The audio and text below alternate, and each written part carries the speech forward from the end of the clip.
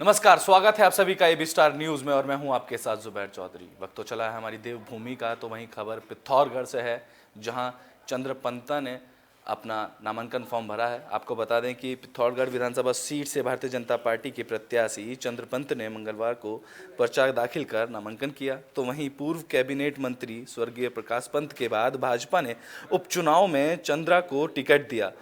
Pithoragarh seat को भी उन्होंने अपने नाम कर लिया। अब दूसरी बार पंत चुनाव मैदान में है।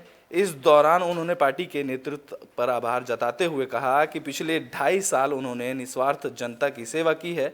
इस बार भी उन्हें जनता का समर्थन मिलेगा और वह जीत कर आएंगी। पंत ने कहा कि क्षेत्र का विकास ही उनकी पहली प्राथमिकता है।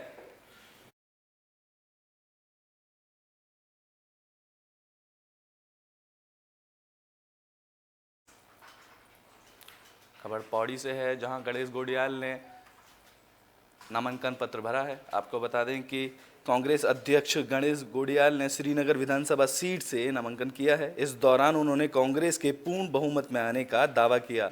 आपको बता दें कि उन्होंने अमित शाह के रुद्रप्रयाग दौरे को लेकर तंज कसते हुए कहा कि लॉकडाउन के दौरान जब पहाड़ के नौजवान पैदल अपने घर गांव आ रहे थे, तब बीजेपी के बड़े नेता अमित शाह कहाँ थे। तो वहीं उन्होंने कहा कि अमित शाह केवल वोट मांगने के लिए रुद्रप्रयाग आए हैं। गृह मंत्री का या फिर किसी भी अन्य राष्ट्रीय नेता के उत्तराखंड दौरे को लेकर अब युवा समझ चुके हैं कि वह केवल वोट मांगने के लिए यहां आ रहे हैं।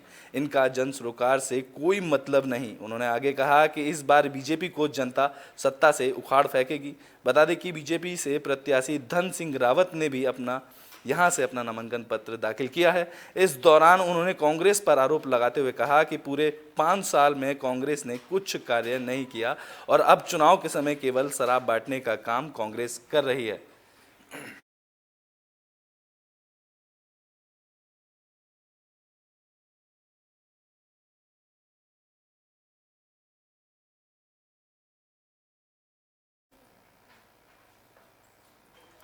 आपको बता दें, खबर डोईवाला से है, जहां सौरभ थपलियाल ने निर्दलीय चुनाव लड़ने का फैसला लिया है।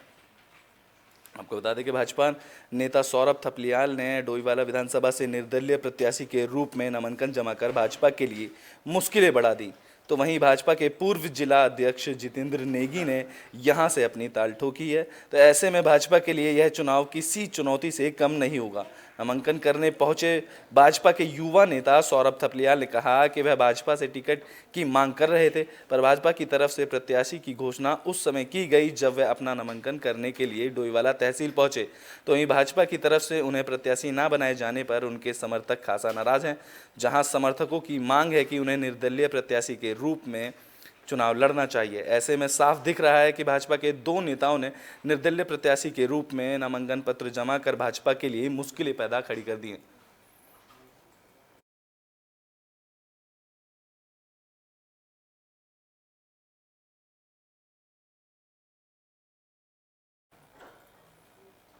खबर धारचूला से है, जहां रमेश ने यूकेडी प्रत्याशी के रूप में अपना नामांकन पत्र भरा है। आपको बता दें कि पिथौरगढ़ जनपद की धारचूला विधानसभा सीट से उत्तराखंड क्रांति दल पार्टी के प्रत्याशी रमेश थलाल ने नामांकन पत्र दाखिल किया। चुनावों के सीमांत क्षेत्र में यूकेडी ने युवा रमेश पर भरोसा जताया है। तो रमेश थलाल ने कोरोना गाइडलाइंस का पालन करते हुए नामांकन फॉर्म भरा और अपनी जीत को लेकर दावा किया है।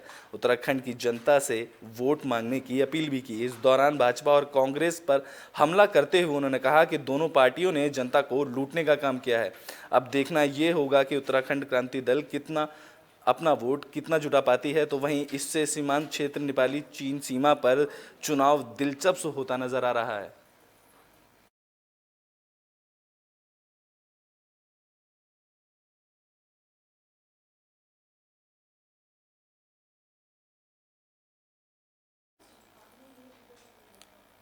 खबर पौड़ी से है, जहां कृति गोसाई ने नामांकन पत्र दाखिल किया है। आपको बता दें कि लैंसडाउन सीट से कांग्रेस प्रत्याशी अनुकृति गोसाई रावत ने अपना नामांकन किया। इस दौरान उन्होंने कांग्रेस के कई बड़े चेहरे उनके साथ मौजूद रहे। आपको बता दें कि नामांकन करने के बाद पूर्व कैबिनेट मंत्री हरक सिंह रावत का आशीर्वाद लेने के लिए अनुकृति उनके पौड़ी गेस्ट हाउस पर पहुंची, जहां उन्होंने कार्यकर्ताओं के साथ मीटिंग भी की। साथ ही चुनाव प्रचार को लेकर रणनीति भी बनाई गई। वहीं बीजेपी से कांग्रेस में शामिल हुए हरक सिंह रावत लैंसडाउन विधानसभा सीट से सक्रिय हो गए हैं। यहां वे अपनी पुत्र वधू अनुकृति गोसाई के लिए प्रचार करेंगे। हरक सिंह रावत ने लैंसडाउन में सक्रिय होते ही बीजेपी को कई बड़े झटके लगाने शुरू कर दिए हैं। इस दौरान उन्होंने बताया कि इस बार प्रदेश में डबल इंजन सरकार की छुट्टी होने वाली है।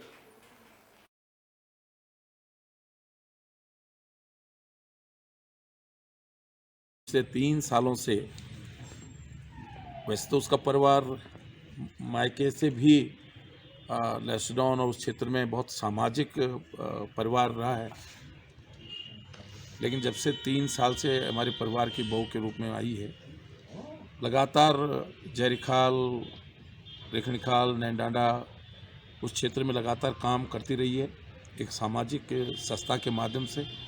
विशेष करके जब कोविड का समय था तो लोग कोई भूखा न रहे,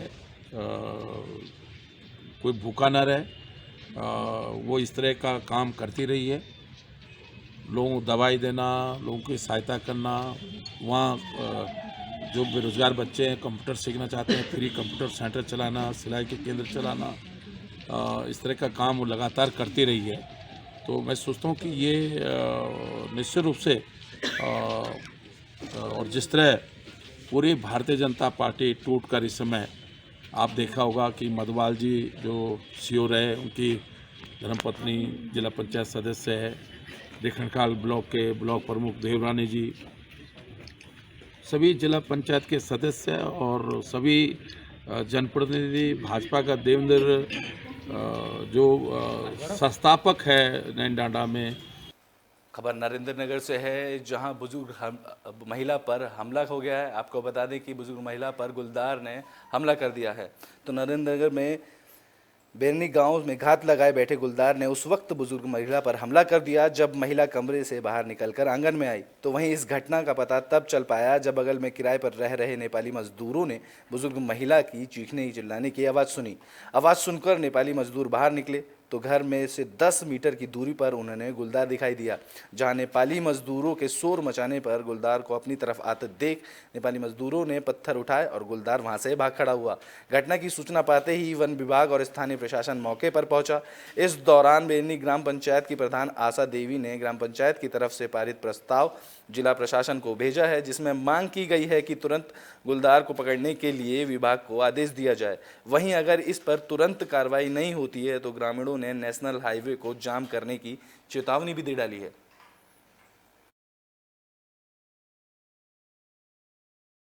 प्रातः आज ये सूचना मिली कि ग्राम बेरनी में एक महिला को गुलदार द्वारा उस पर हमला कर दिया गया है, और जिसके बाद मौके पर तुरंत हमारी टीम पहुंच गई थी और स्वयं मैं भी अपने पूरे दल बल को लेकर यहां पर आया।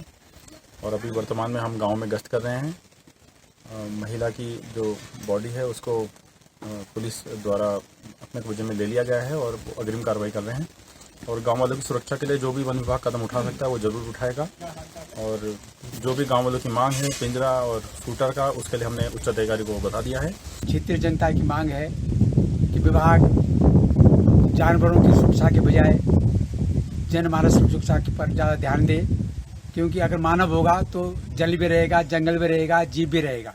अगर मानव की आप सुरक्षा नहीं कर पाते हैं तो मुझे लगता है इससे बड़ा धोखा कुछ और हो नहीं सकता। और हमारी सरकार जंगलात विभाग से करबद्ध निवेदन है कि गांव की सुरक्षा के लिए यथाशीघ्र जो आदमखोर गुलदार हो गया है उसको शूट किया जाए। अगर उसको शूट नहीं किया जाता है तो जनता इसका उग्र प्रदर्शन करेगी सबको लेकर के, और हमें आशा है कि हमारी मांग सरकार सुनेगी, प्रशासन सुनेगी। खबर काशीपुर से है, जहां नशे के सौदागरों पर लगाम लगाने के लिए पुलिस ने नशा मुक्त अभियान चलाया। आपको बता दें कि उत्तराखंड को नशे के आगोश से बचाने के लिए उत्तराखंड पुलिस की तरफ से नशा मुक्त अभियान चलाया जा रहा है, जिसमें पुलिस की तरफ से जनता और अपनी टीम में शामिल कर नशे के कारोबारियों पर नकेल कसने का काम जोरों पर है।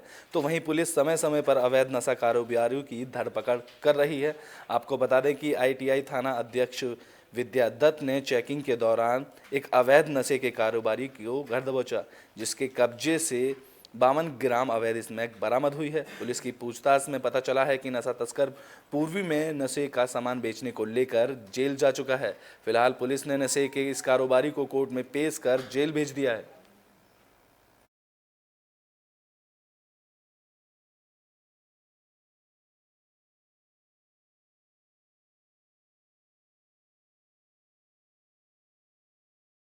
इलेक्शन के दौरान जो है पुलिस द्वारा रात्रि गश्त में चेकिंग के दौरान एक खड़गपुर देवीपुरा में एक सचिन पाल पुत्र चंद्रपाल को गिरफ्तार किया है, जो पूर्व में भी जेल जा चुका है NDPS के मामले में, जो अभी जमानत पर लगभग 1.5 महीना पहले जमानत पर आया था, जिसकी पूर्व में भी शिकायत है कि वो जो है इस कार्य को फिर से कर रहा है, आदतन अपराधी है, जिसको कल गिरफ्तार किया गया।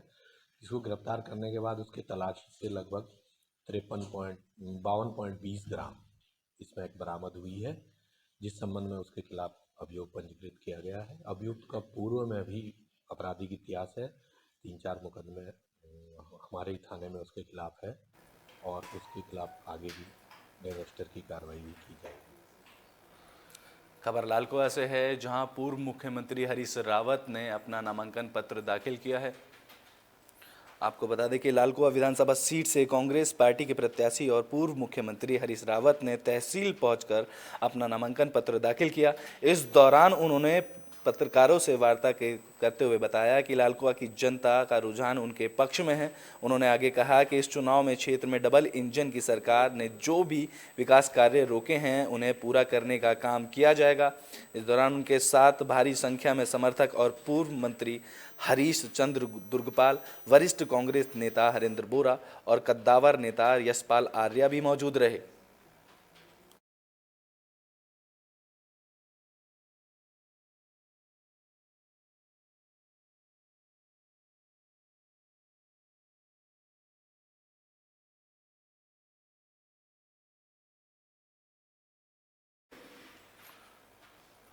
खबर लखनऊ से है, जहां एक बुजुर्ग 3 साल से विभाग के चक्कर काट रहा है। ज़मीन जब्त के मामले को लेकर उसने विभाग के चक्कर लगाए। लश्कर खानपुर से एक किसान अपनी ज़मीन की डोलबंदी के लिए 3 साल से चकबंदी विभाग के चक्कर काट रहा है। आपको बता दें कि खानपुर के अब्दुल रहीम गांव निवासी शेषराज का आरोप है कि कई साल पहले उनके गांव में चकबंदी हुई थी, जहां चकबंदी विभाग ने शेषराज के हिस्से की ज़मीन की पैमाइश कर दी थी, लेकिन उसके सगे भाई ने ज़मीन पर कब्जा कर लिया है। तो वहीं कब्जा हटवाने के लिए उन्होंने कम से कम 50 बार चकबंदी कार्यालय से संपर्क किया तो अपने हिस्से की आई जमीन की डोलबंदी कराने की मांग की। इस दौरान उन्होंने बताया कि डोलबंदी के आदेश करने के लिए रोज तहसील आ रहा हूं, यहां कोई अधिकारी उन्हें नहीं मिलते। तो वहीं इससे नाराज बुजुर्ग किसान ने तहसील परिसर में ही बोरा बिछाकर अनशन शुरू कर दिया। इस पर SDM वैभव गुप्ता का कहना है कि मामला उनके संज्ञान में नहीं है। चकबंदी विभाग से बुजुर्ग की समस्या का तत्काल समाधान कराया जाएगा।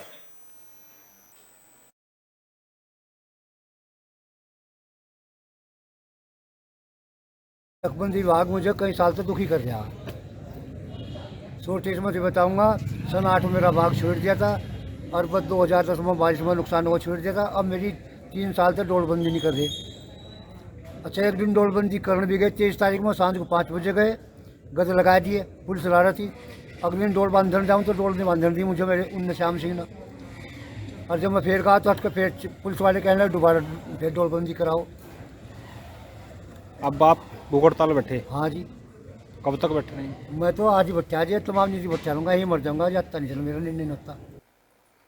खबर हरिद्वार से है, जहां बढ़ते कोहरे को देखते हुए तापमान में गिरावट देखने को मिली है। आपको बता दें कि कड़ाके की ठंड से धर्मनगरी हरिद्वार में जनजीवन अस्त व्यस्त हो गया है।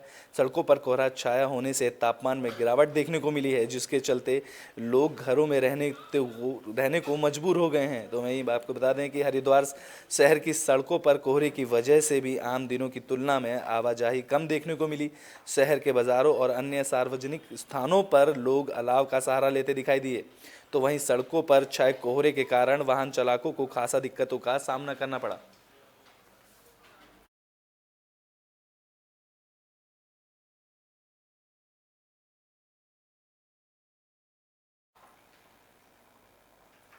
हमारी देवभूमि में मेरे साथ बस इतना ही। देश और दुनिया की तमाम खबरों के लिए देखते रहें एबी स्टार न्यूज़।